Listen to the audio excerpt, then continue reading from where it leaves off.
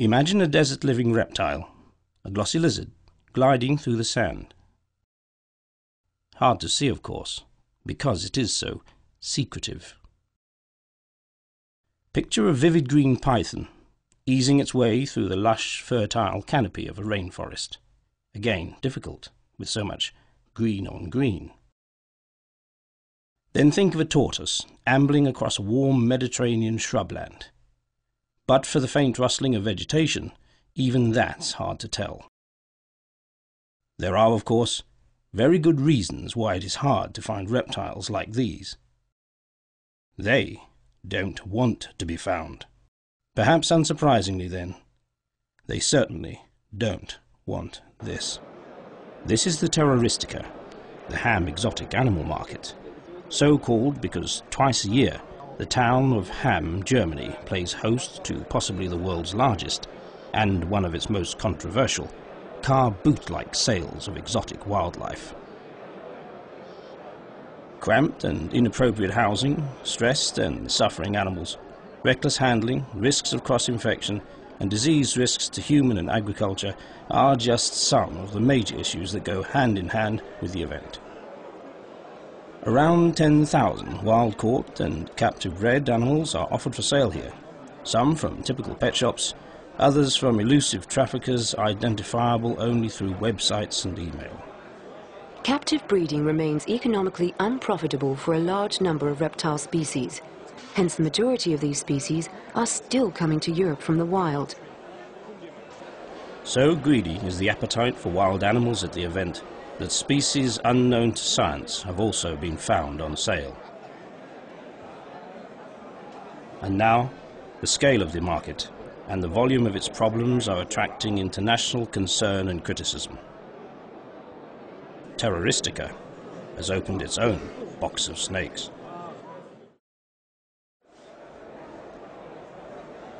Reptile dealers and keepers commonly spread the idea that reptiles neither need nor use much space. This is absolute nonsense.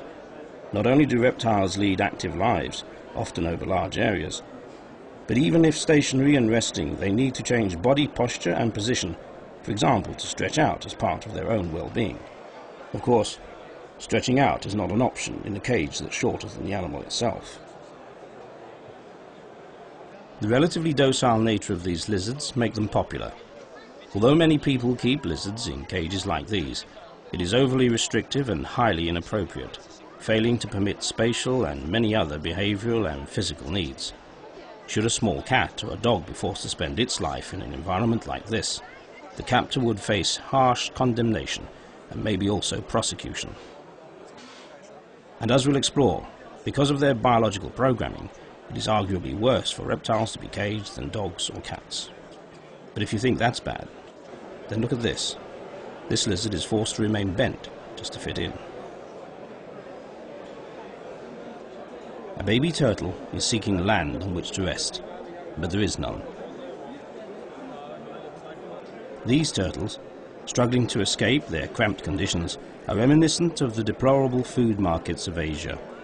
To these animals, their biological inheritance tells them they are trapped, exposed and vulnerable, and surrounded by potential threats.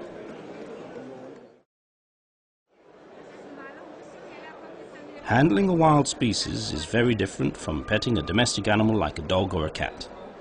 In situations like these, wild animals often perceive the handler not as a benign companion, but as a predator. To many, this is the capture before the kill. Indeed, scientific observations have shown that even eye contact with a human can cause reptiles significant stress. And when a few reptiles do find themselves outside of their minuscule prisons, it is hardly a taste of freedom.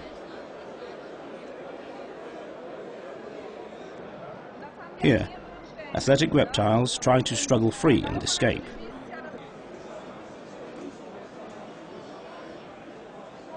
Or strike out at passers-by, actively seeking to avoid contact.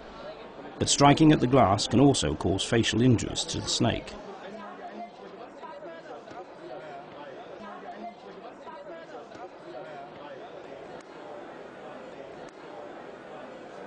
For others, such as the terrapin, Common defensive behavior includes withdrawing into its shell, or like this tortoise, spreading out its limbs in an attempt to hook itself to surrounding vegetation or objects.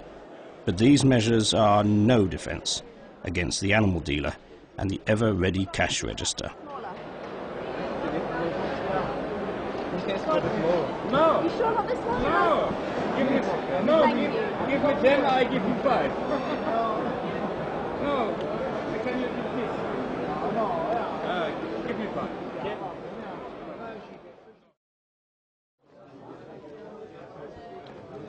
The ham market is one of only a few to display and sell venomous snakes from around the world. Venomous snakes, by their nature, are often what you might call highly strung, sensitive.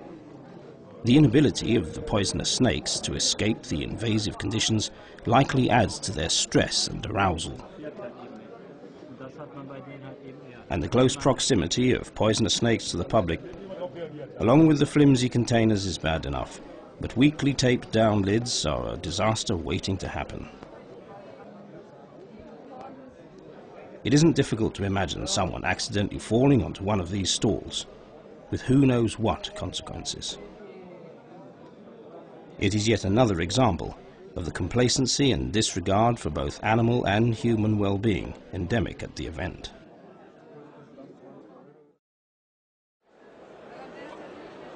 One of the simplest ways to spread bacterial, viral and fungal disease is to put large numbers of particularly stressed animals in the same environment and airspace. Add a few go-betweens, such as 550 to 600 wildlife dealers and several thousand spectators and buyers, and you have the makings of a veritable microbial utopia. The slow metabolic rate of reptiles means that many would not show signs of illness until long after they are sold. All reptiles carry bacteria, most notably Salmonella, along with other microbes that are potentially harmful or fatal to humans. It is not only impossible to eradicate these germs from reptiles, but transmission is easy and infection common. People at increased risk of infection or at risk from serious complications of salmonellosis should avoid contact with reptiles.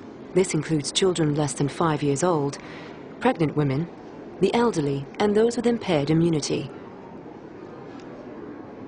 Like many other reptile-related bugs, Salmonella is routinely excreted and quickly spreads to occupy the wider environment. Animals contaminate the boxes, boxes contaminate the tables, handling of boxes and animals contaminates people, their clothes, hair, car, and the domestic environment. Events like Terroristica offer a super express highway for pathogens from all over the world. And without even the minimal protection of quarantine, infectious disease is free to enter private homes. In the United States, pet reptiles are thought responsible for around 5% of all Salmonella infections. In some cases, it may be as high as 18%. And that's just Salmonella. A single reptile may carry dozens of species of bacteria alone. But it's not only humans and animals at Terroristica that are at risk. Reptiles also harbour other pathogens with the potential to threaten agricultural animal production too. One example is heartwater disease, a degenerative illness of cattle, and tortoise-borne ticks are a major concern. Indeed, US authorities estimate that reptile-introduced tick-borne disease has the potential to wipe out 100% of the American cattle industry. Many countries face this possible risk.